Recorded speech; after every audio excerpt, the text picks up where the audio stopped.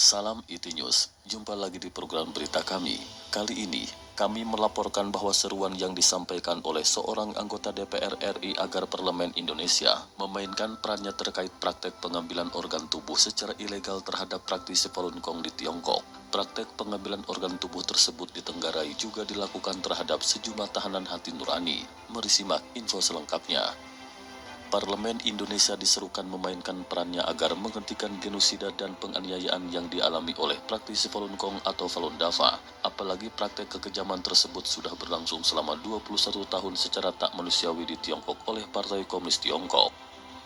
Saya sudah 2 kali dikirimi surat oleh Falun Gong atau Falun Dafa Indonesia HFDI, Ketua Umumnya IR Gatot Macali. Mereka berharap Parlemen Indonesia dapat berbuat untuk menolong mereka. Saya pikir Parlemen Indonesia melalui hubungan bilateral atau multilateral, PKSAP dapat membicarakan hal ini agar pembunuhan brutal ini dapat dihentikan. Saya sudah 2 kali dikirimi surat oleh Falun Gong atau Falun Dafa Indonesia HFDI, Ketua Umumnya Insinyur Gatot Macali.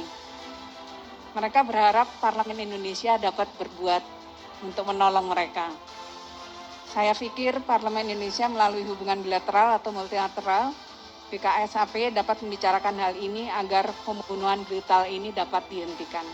Kata anggota Komisi 9 DPR RI Weni Haryanto saat interupsi di rapat paripurna masa persidangan 4 tahun sidang 2019-2020 di Gedung Nusantara Senayan, Jakarta, Kamis 18 Juni 2020.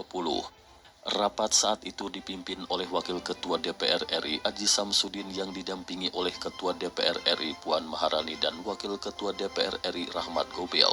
Rapat itu dihadiri oleh anggota DPR RI secara fisik dan virtual yang disiarkan secara live oleh TV Parlemen. Politikus Partai Golkar dari Dapil Jawa Barat 6 itu memaparkan bahwa transplantasi organ tubuh memang sangat dibutuhkan di dunia.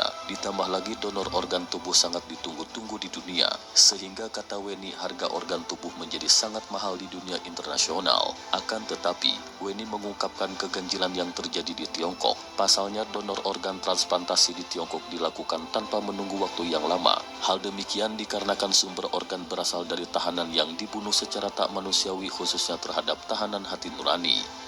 Di Tiongkok masa tunggunya hanya sekitar sampai 2 atau 4 minggu saja.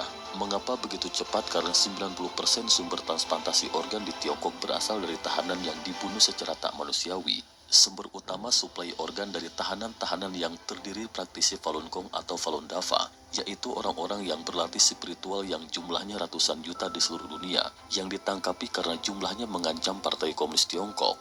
Ujarnya. Weni menambahkan, tak hanya terhadap praktisi Falun Gong, praktek transplantasi tersebut juga dilakukan terhadap minoritas Muslim Uighur Buddha Tibet dan penganut Kristen rumahan. Tapi di Tiongkok masa tunggunya hanya berkisar 2-4 minggu saja. Mengapa begitu cepat? Karena 90% sumber transplantasi organ di Tiongkok berasal dari tahanan yang dibunuh secara tidak manusiawi.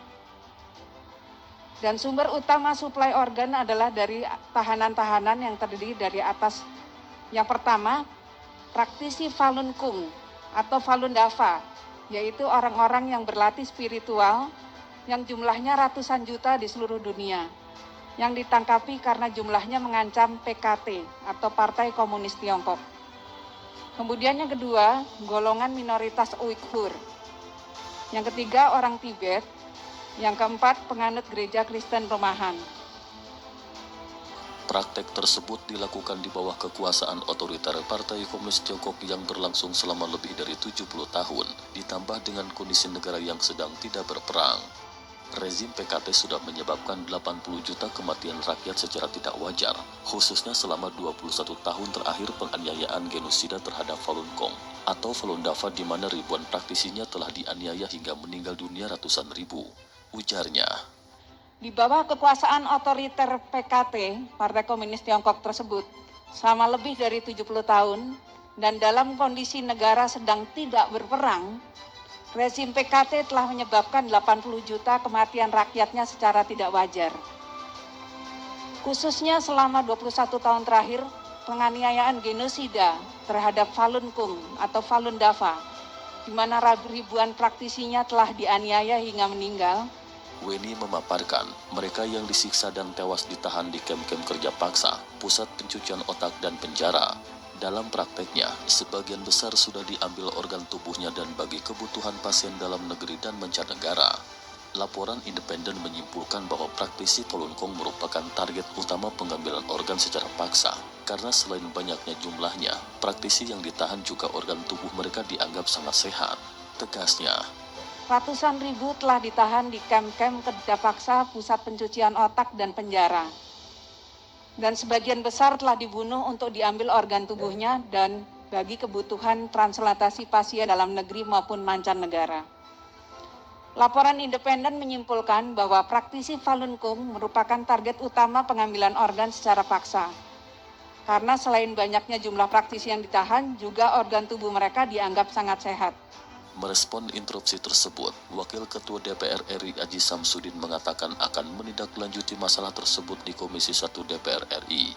Tentang pembunuhan terhadap Falun Dafa itu, kami akan menjadikannya catatan dan kami akan meneruskan ke Komisi Teknis dalam hal ini Komisi 1 untuk melakukan penjajakan dan koordinasi dengan Kementerian Luar Negeri, khususnya di negara setempat. Adapun mengenai Bu Weni tentang berkaitan dengan Falun Dafa pembunuhan daripada PKT Falun Dom itu, kami akan menjadi catatan dan kami akan teruskan kepada Komisi Teknis dalam hal ini Komisi 1 untuk melakukan penjajakan dan koordinasi dengan Kementerian Luar Negeri khususnya di negara setempat. Bapak Ibu. Melansir dari situs id.falundafa.org, Falun Gong atau Falun Dafa adalah metode latihan yang berlandaskan prinsip sejati baik sabar. Latihan ini juga disertai metode pengolahan jiwa dan raga, melalui olahraga disertai dengan 5 perangkat latihan termasuk meditasi. Sedangkan melalui olah jiwa berlandaskan pada prinsip sejati baik sabar. Selama puluhan tahun sejak Falun Dafa diperkenalkan ke masyarakat secara luas sejak pertama kali pada tahun 92, kini telah menunjukkan manfaat bagi jiwa dan raga bagi yang berlatih Falun Dafa. Mereka yang berlatih mendapatkan banyak manfaat mulai dari kesehatan secara jiwa dan raga serta penerapan prinsip sejati baik sabar dalam keseharian mereka. Selama bertahun-tahun sejak 1959 silam hingga sekarang, latihan itu secara gencar menjadi korban hoaks dan fitnah. Kabar hoaks yang menerpa terhadap metode olah jiwa dan raga ini tak hanya berkembang pesat di Tiongkok, namun turut menyebar ke seluruh dunia. Kasus hoaks yang menimpa terhadap Falun Gong lebih menyeramkan efeknya untuk menghasut kebencian. Hoaks yang menyerang terhadap praktisi Falun Gong beragam seperti tuduhan aliran sesat, anti pemerintah Tiongkok, anti sosial dan HAM, berpolitik dan terlibat aksi bunuh diri dengan bakar diri serta sebagainya. Aktor utama isu ini yakni mantan Sekjen Partai Komunis Tiongkok PKT Chiang Zemin. Pada mulanya Chiang Zemin mengeluarkan 3 perintah terkait Falun Gong yakni cemarkan reputasinya, bangkrutkan secara finansial dan hancurkan secara fisik. Bahkan Chiang Zemin dengan kroninya memanfaatkan kedubes Tiongkok di seluruh dunia untuk melakukan intervensi kepada pemerintah setempat, turut mengekang aktivitas Falun Dafa dengan berbagai hoaks, fitnah, dan propaganda. Tindakan itu dilakukan dikarenakan Falun Gong lebih populer dari Partai Komunis Tiongkok di daratan Tiongkok pada waktu itu. Apalagi sejak berkuasa pada tahun 1949, karakteristik dasar Partai Komunis Tiongkok adalah palsu, bengis, murka, otomatis memusuhi dan ingin membasmi sejati baik sabar.